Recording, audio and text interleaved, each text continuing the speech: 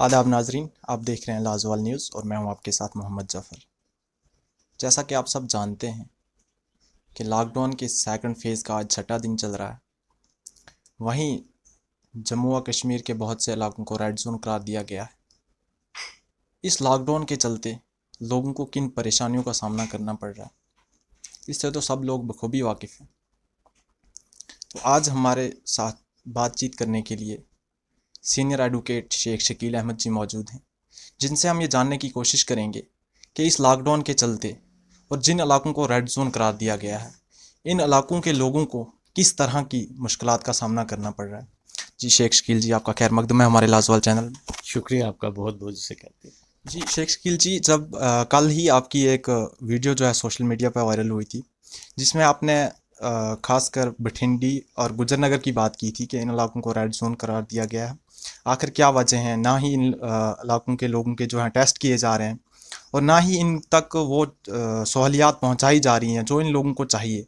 तो क्या कहना चाहेंगे आप इस मुद्दे को लेकर?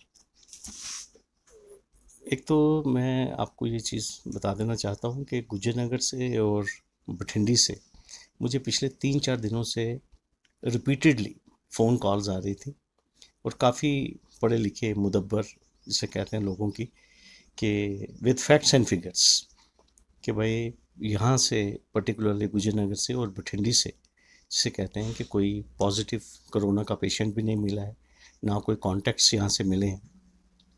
लेकिन इसके बावजूद भी जिसे कहते हैं इन दोनों एरियाज़ को जो है वो रेड जोन डिक्लेयर किया गया है और इसके अलावा 144 की रिस्ट्रिक्शंस हैं वो भी इम्पोज की गई हैं।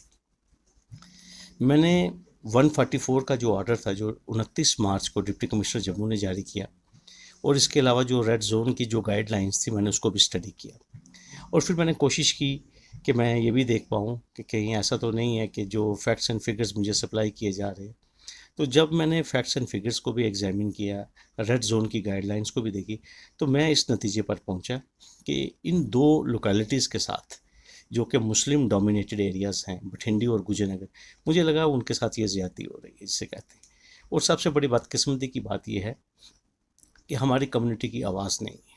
मैं आपको ये चीज़ कहूँगा, मैं अक्सर ये कहता हूँ कि वी आर पॉलिटिकली आर्फन्स, जिसे कहते हैं हम पॉलिटिकली यतीम लोग हैं, हमारी कोई आवाज़ नहीं है। और जो लोग बोलना भी चाहते हैं फिर आपको पता है उनको मुकदमात में फंसा दिया जाता है जिसे कहते हैं। तो कहने की ये बात है, ये एक जमहूरी देश है जिसे कहते हैं, यहाँ freedom of speech and expression है। तो मुझे लगा कि मुझे अपने लोगों की बात तो उठानी चाहिए, बात जो है वो एडमिनिस्ट्रेशन तक पहुंचानी चाहिए कि भैया आप हमें क्यों आइसोलेट करने की कोशिश कर रहे हैं। हमारे लोगों का कोई कसूर नहीं है जिसे कहते हैं। अगर कोरोना जिसे कहते हैं ये एक वबा है, ठीक है, और अगर ये जो लोग जिन्होंने फ़ॉरेन ट्रैवल किया हुआ था, तो फ़ॉरेन ट्रैवल तो कोई भी कर सकता है, वो तो फंडामेंटल राइट है अब्रॉड जाना भी जिसे कहते हैं।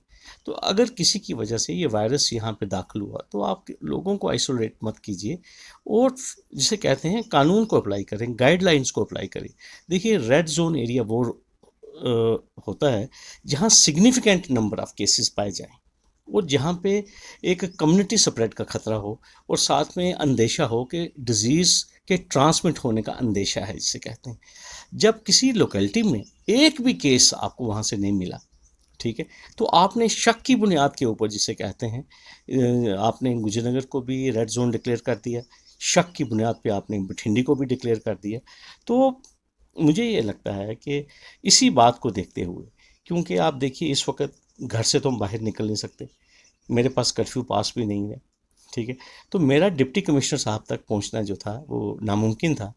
तो मैंने खुद जिसे कहते हैं कि आई टुक रेफ्यूज टू सोशल मीडिया, मैंने खुद वो वीडियो खुद ही रिकॉर्ड की और कोशिश की 3 या 4 मिनट में जो बठिंडी और साथ में गुजरनगर की जो आवाम है उनके जो सेंटिमेंट्स हैं वो डिस्ट्रिक्ट एडमिनिस्ट्रेशन तक, यूटी एडमिनिस्ट्रेशन तक मैं ये कन्वे कर पाऊँ कि भाई ये वॉइसलेस लोग हैं, फंसे हुए हैं, लोगों की मुश्किलात हैं। आप तो कहते हैं कि एसेंशियल कम्युनिटीज़ जो हैं वो वहाँ पे जा रही हैं, लेकिन सर, ये एसेंशियल कमोडिटीज़ पर मैं आपसे कहना चाहूँगा कि हमें भी बहुत सी ऐसी फ़ोन कॉल्स आती हैं और अक्सर लोग यही कहते हैं कि बहुत बुरी तरह से फंसे हुए हैं, घरों में राशन नहीं है, बाहर जाने नहीं दिया जा रहा है। तो एक तरफ जो है सरकार बड़े बड़े दावे कर रही है कि हर कुंबे को हर घर में फ्री राशन पहुंचाया जा रहा है, तो वहीं कुछ लोग कह रहे हैं कि अगर राशन दिया भी जा रहा है, 2-2 किलो 4-4 किलो दिया जा रहा है, और साथ ही साथ फ्री नहीं बल्कि कीमतें भी वसूल की जा रही हैं हमसे, तो इस पर आपका क्या राय है? देखिए, मैं आपको एक चीज़ कहूँगा, मैं वो शख्स नहीं हूँ कि मैं एक ही ब्रश से मैं पूरी दीवार को या पूरे एडमिनिस्ट्रेशन को पेंट कर दूंगा कि एडमिनिस्ट्रेशन कुछ नहीं कर रही है। लेकिन मैं आपको ये चीज़ कहूँगा ज़रूर, जो होना चाहिए मुकम्मल वो नहीं हो रहा है। जिसे कहते हैं हर एक आदमी तक राशन नहीं पहुँचा है। अभी थोड़ी देर पहले जिसे कहते हैं मुझे किसी ने बताया कि बठिंडी में जो लोग बहुत सारे गरीब गुरबा जो हैं उन तक राशन नहीं पहुँचा है, और जो वॉलंटियर्स वहाँ काम करना चाहते हैं पुलिस उनके ऊपर भी ज़्यादती जो है वो कर रही है, वहाँ तक वो नहीं पहुँच पा रहे हैं जिसे कहते हैं। इस वक्त सबसे जो हमारी कोशिश होनी चाहिए कि जो वीक अंडर प्रिविलेज्ड इकोनॉमिकली जो डाउन लोग हैं, देखिए मैं अच्छा भला घर में बैठा हूँ, मुझे हर एक चीज़ मिल रही है, मैं आपको साफ बात कहूँगा, लेकिन मेरा वो भाई जो दिहाड़ीदार जो मज़दूर जिसे कहते हैं उसका ध्यान रखना इस टाइम हमारी ड्यूटी बनती है जिसे कहते हैं। और हमारे कुछ भाई, कुछ वॉलंटियर्स, कुछ एनजीओस बिना लालच के जिसे कहते हैं वो लगे हुए, लेकिन उनका भी वहाँ पे पहुँचना जो है वो मुश्किल हो गया हुआ है। तो तभी मैंने आपको ये चीज़ कही है, एडमिनिस्ट्रेशन दावे तो बहुत करती है लेकिन बहुत कम जगह पे जिसे कहते हैं एडमिनिस्ट्रेशन भी पहुँच रही है। तो मेरा कहने का ये मकसद है कि ये जो 2 लोकेलिटीज़ हैं, मैंने कल यही बात जो थी, यही मेरी रिक्वेस्ट जो थी वो डिप्टी कमिश्नर साहिबा से थी कि आप अपना 144 का आर्डर और साथ में जो आपने रेड जोन जो डिक्लेयर किया है, इन आर्डर्स की आप नज़र षानी करें। ठीक है, मैंने उनसे यही तलकीन की है। और दूसरी बात मैं आपको ये कहना चाहता हूँ, आपने जो पहले बड़ी अच्छी बात रखी कि अगर आपने 29 मार्च को 144 इम्पोज की इन एरियाज़ में और रेड जोन आप जो आपने डिक्लेयर किया हुआ है, तो जो रेड जोन का जो क्राइटेरिया है, जो गाइडलाइंस है, आपने तो फॉलो की नहीं। आपने 100% वहाँ पे स्क्रीनिंग करनी थी जिसे कहते हैं, आपने वहाँ पे डॉक्टर्स की टीम जो है वो पहुँचानी थी, आपने वहाँ पे जिसे कहते हैं कि जो सो कॉल जहाँ पे आपको सिम्टम्स नज़र आते या जो सस्पेक्ट्स होते आप उनके टेस्ट करते, किसी का वहाँ पे टेस्ट नहीं हुआ है। ठीक है, तो कहने की ये बात है, आप इस तरह से जिसे कहते हैं एक अच्छी खासी तादाद जम्मू शहर की, आप इस तरह उनको आइसोलेट मत कीजिए, उनके जहनों में ये फीलिंग मत छोड़िए कि आपको रिलीजियस लाइन के ऊपर हमने आइसोलेट किया है। क्योंकि ये कोरोना वायरस जो है, जिस तरह मीडिया ने जिसे कहते हैं, जिसको हम अक्सर कहते हैं गोदी मीडिया, जिस तरह इस गोदी मीडिया ने लेबल कर दिया, जिसे कहते हैं एक जजमेंट दे दी कि इस कोरोना वायरस को जो है वो तबलीगी जमात ने फैलाया है, इसको मुस्लिम्स ने फैलाया है, और क्या क्या नाम जिसे कहते हैं सोशल मीडिया पे और मीडिया पे आए, कोरोना जिहाद तक जिसे कहते हैं इसको कहा गया। तो मैं ये आपको क्या लगता है कि इस तरह से भेदभाव फैलाना, नफरतें फैलाना, ये किस हद तक समाज के लिए जो है वो फ़ायदेमंद तो ये हो नहीं सकता, किस हद तक ये नुकसानदेह है? इस किस्म की ये अफवाहें, इस किस्म को दूसरे कुंबे को, दूसरी कम्युनिटी को ब्लेम करना, ये किस हद तक नुकसानदेह हो सकता है? देखिए, कानून साइलेंट नहीं है।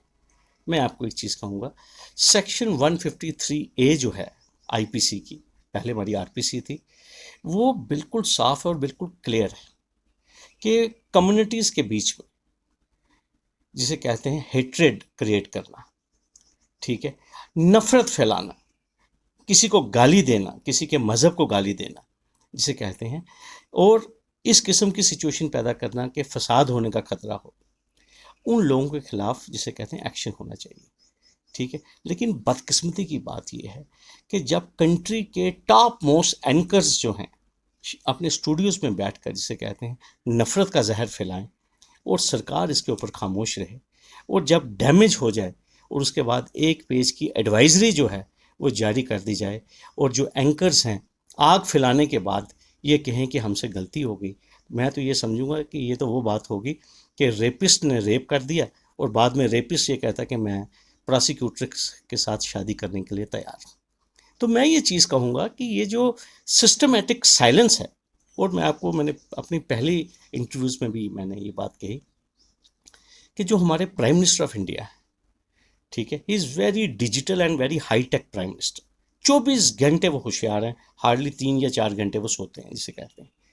वो हमें जिसे कहते हैं, जब भी वो कौम को खिताब करते हैं, ठीक है, वो देश के लोगों से जब बात करते हैं या वो संडे को जो मन की बात करते हैं, तो बड़े वाइटल पब्लिक इश्यूज वो उठाते हैं, ठीक है।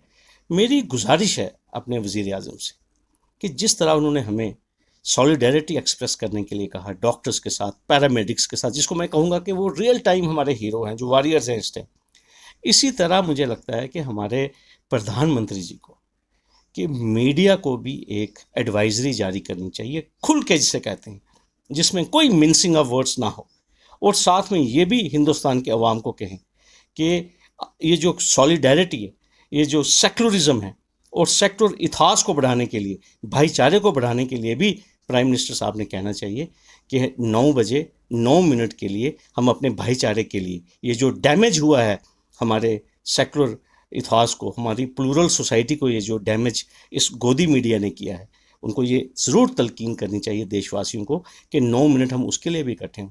देखिए, जब तक मैसेज टॉप से नहीं शुरू होगा, तब तक मैसेज डाउन द लाइन जो है वो नहीं आएगा। सर मेरा एक और सवाल रहेगा आपसे कि जब 14 अप्रैल को वज़ीर आज़म नरेंद्र मोदी जी ने यह ऐलान किया कि लॉकडाउन को 3 मई तक के लिए एक्सटेंड किया गया, तब उन्होंने 7 बातें बताई थी और कहा था कि मुझे इन 7 बातों में जनता का साथ चाहिए, जिसमें छठी बात ये थी कि किसी को भी नौकरियों से ना निकाला जाए। तो वहीं पे अगर हम बात करें SRO 24 के अंडर जो पैरामेडिकल स्टाफ काम कर रहा है, खासकर GMC रजौरी और GMC कठुआ की बात करें, तो उन्हें टर्मिनेट किया गया है। इस पर आपका क्या रद्द अमल? देखिए, मैं एक चीज़ आपको साफ कहूँगा, आपने अपने सवाल में मेरा जवाब इसे कहते हैं वो दे दिया। इस सारे पीरियड के दौरान मैं आपको एक चीज़ कहूँगा, अनप्रेसिडेंटेड सिचुएशन है, और एपिडेमिक डिजीज़ एक्ट और इस टाइम डिज़ास्टर मैनेजमेंट एक्ट जो है वो फुली इन्फोर्स है, और जो भी एडमिनिस्ट्रेशन की, यूटी एडमिनिस्ट्रेशन की जो गाइडलाइंस हैं, हदायत हैं, जो भी इसको वायलेट करेगा, ठीक है, स्ट्रेट वे उसको क्रिमिनल प्रोसिक्यूशन फेस करनी है। और मैं आपको एक चीज़ कहूँगा, एडमिनिस्ट्रेशन बहुत सतर्क है। अगर इस किस्म के इलीगल ऑर्डर्स जारी किए गए हैं, किसी का नुकसान किया गया है, तो मुझे लगता है कि उन अथॉरिटीज़ को इसको रिकन्सिडर करना चाहिए। वरना आपने देखा कि अभी जम्मू में 2 दिन पहले आपने ये देखा कि शहर की जो डिप्टी मेयर हैं और एक्स MLA जो हैं, हमारे बड़े पॉपुलर लीडर हैं, राजेश भाई, ठीक है, आप देखिए एडमिनिस्ट्रेशन ने उनको स्पेयर नहीं किया, ठीक है, क्योंकि जो रूल ऑफ लॉ जो है, जो कानून है, वो हर एक के लिए बराबर है यहाँ पे। तो यही मेरा मैसेज जो था वो डिप्टी कमिश्नर साहिबा सुषमा चौहान जी को भी यही था। मैंने जो वीडियो मैसेज कल उनको भेजा था कि मेरी उनसे यही गुजारिश थी कि आप जो उनका रेड जोन और प्लस जो 144 की जो रिस्ट्रिक्शंस हैं, उसको आप नज़रसानी करें। देखिए, एक डेमोक्रेटिक सेटअप में जिसे कहते हैं, कभी टाइम टू टाइम आप सिचुएशन को जिसे कहते हैं आप रिव्यू भी करते हैं। अब जैसे आप देखते हैं कि शालीन काबरा साहब हमारे होम सेक्रेटरी, तो उन्होंने 27 अप्रैल तक अभी रखा है कि 2G ही चलेगा, फिर उसके बाद उनको दोबारा रिकन्सिडर करना है और दोबारा अपना ऑर्डर पास करना फ्रॉम टाइम टू टाइम। और सुप्रीम कोर्ट ने भी कहा है कि इन तमाम ऑर्डर्स को पब्लिक डोमेन में डाला जाए, ताकि लोगों को पता चले कि एडमिनिस्ट्रेशन क्या कर रही है, क्या काम कर रही है। और जिस तरह मुझे मालूम होना चाहिए, अब जिस तरह आप देख लीजिए 144 का ऑर्डर जो था कुशीनगर का और बठिंडी का, मैंने देखा गाइडलाइंस जो हैं, नोटिफिकेशन जितनी भी हैं, वो जिसे कहते हैं सोशल मीडिया के ऊपर है। तो कहने की ये बात है, मैं आपको ये चीज़ कहूँगा कि इस वक्त जिसे कहते हैं, इस किस्म का कोई अंदेशा नहीं जाना चाहिए किसी भी समुदाय को, किसी भी कम्युनिटी को, कि हमें टारगेट किया जा रहा है अननेसेसरली। ठीक है, अगर आपको लगता है कि आपके पास इनपुट्स हैं, आपके पास रिपोर्ट्स हैं कि भाई वहाँ पे कम्युनिटी स्प्रेड का ख़तरा है, तो आप बताइए ना, जब वहाँ पे केसेस ही नहीं है जिसे कहते हैं। और दूसरी बात ये है, मैं आपको ये चीज़ कह रहा हूँ, जेन्युइन मुश्किलात हैं वहाँ पे लोगों की। आप देखिए, कुछ दवाइयाँ जो हैं वो बठिंडी में नहीं मिलती जिसे कहते हैं, उसके लिए आपको सिटी में आना पड़ता है। वहाँ पे बुज़ुर्ग जो है हमारे बीमार हैं, हमारे कुछ वहाँ पे नए बच्चों की जिसे कहते हैं पैदाइश हुई है, उनको गर्मियों के कपड़े भी चाहिए जिसे कहते हैं। इस किस्म के इनपुट्स, इस किस्म की रिपोर्ट्स वहाँ से आ रही हैं। वहाँ पे दुकानों में राशन जो है, जो बाकी और जो चीज़ें हैं वो वहाँ पे ख़त्म हुई हैं जिसे कहते हैं। लोग कह रहे हैं कि पूरा सामान भी नहीं मिल रहा। तो मेरी यही गुजारिश रहेगी कि it is a welfare state, ये this country belongs to all. और किसी के भी जहन में ये बात नहीं जानी चाहिए कि that I am being treated differently. तो मैं आपके चैनल के माध्यम से मैं ये चीज़ कहना चाहता हूँ, वी ऑल आर, जिसे कहते हैं, रिस्पेक्टिंग द लॉकडाउन। जो भी प्रधानमंत्री जी, जो यूटी एडमिनिस्ट्रेशन कहेगी, हमारी उसको सलाम है, जिसे कहते हैं हम उसको ऑब्जर्व कर रहे हैं।